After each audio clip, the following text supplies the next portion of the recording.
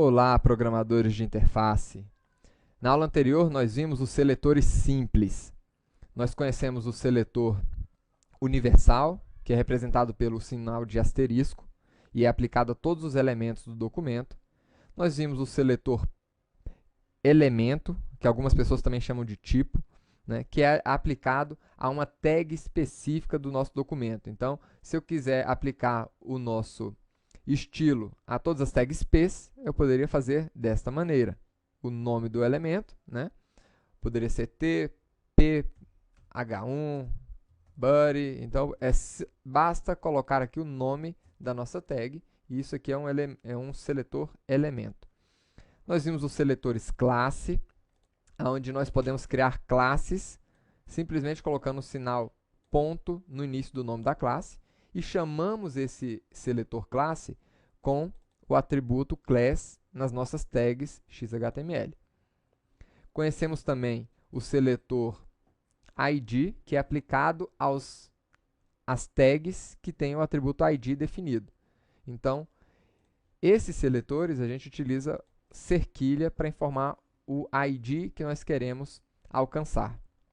E vimos também o seletor simples atributo, né? O seletor atributo, nós informamos também o elemento que nós queremos alcançar, mais o atributo que eu espero que aquele elemento tenha. Então, essa regrinha de qual atributo, quais os valores, como é que eu quero alcançar esses elementos, ela fica dentro das chaves, aliás, dentro do colchete, onde eu informo o nome do atributo, né? Poderia ser só o nome do atributo, poderia ser o nome do atributo e o valor que eu espero dentro daquele atributo, e assim por diante.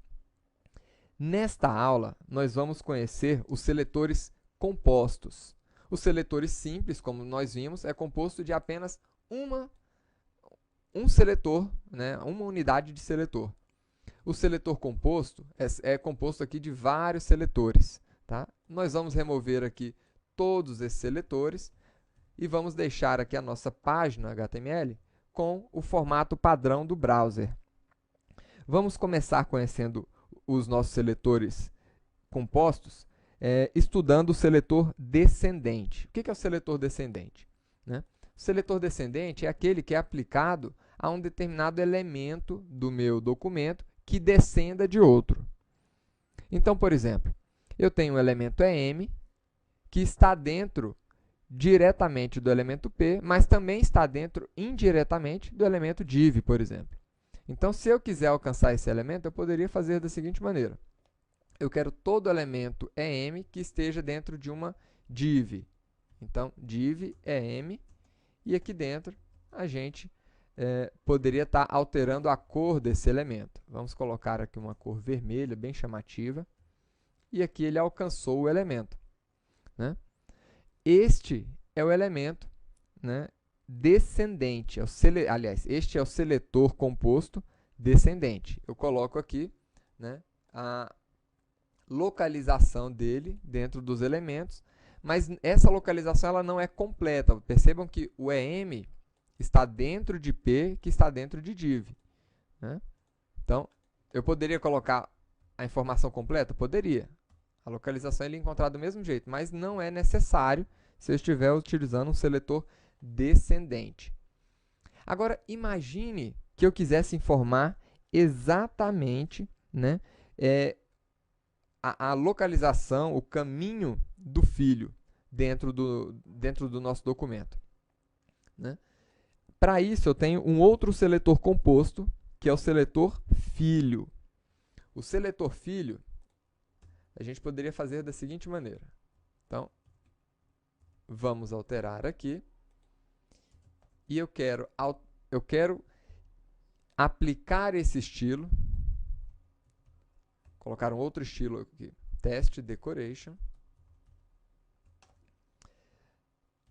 Underline. No elemento EM que esteja dentro de div. Só que a diferença é que, como este seletor composto é um seletor filho, e a gente marca ele, o caminho, utilizando o sinal de maior, ele só vai ser aplicado se o EM estiver diretamente dentro de div, ou seja, se ele for realmente um filho de div. Vamos ver o resultado? Ele não aplicou o estilo. Agora, se nós tivéssemos um EM diretamente dentro de div,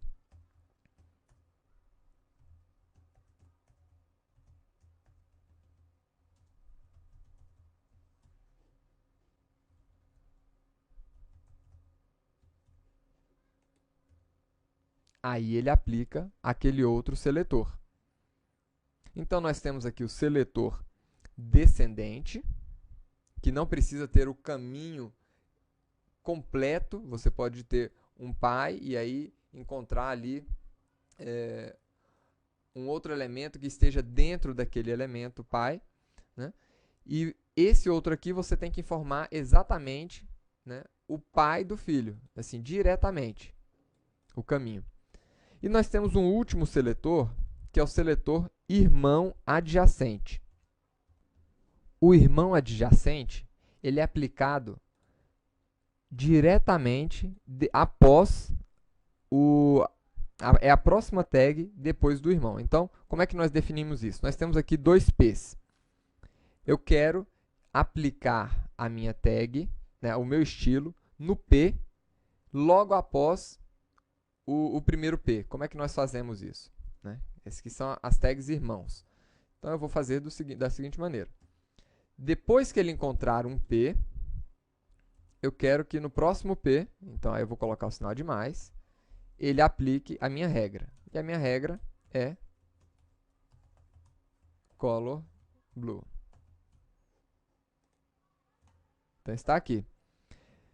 Ele aplicou esse estilo, né, no irmão P dessa tag P.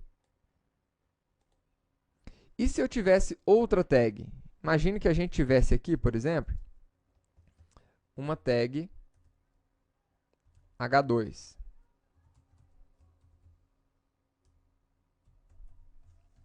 Né? Essa tag H2 é irmão dessa tag P, ou seja, elas estão aqui aninhadas no mesmo nível. Todas elas estão dentro da tag div. Então, está aqui. Não tem nenhum estilo sendo aplicado a ela.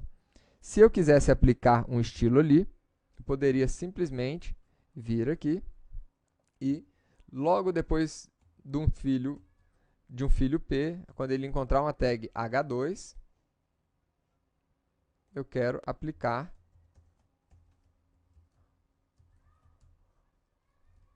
o estilo aqui, underline também.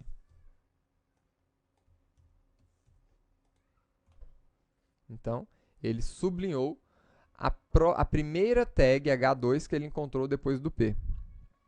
Isso é que nós chamamos de seletor irmão adjacente. Então, nesta aula, nós acabamos de conhecer aqui os três tipos de seletores compostos, né? Que são os seletores descendente, o seletor filho e os seletores aqui irmãos adjacentes. Até a próxima aula, quando nós vamos conhecer os próximos tipos de seletores do tipo pseudo. Até lá, pessoal!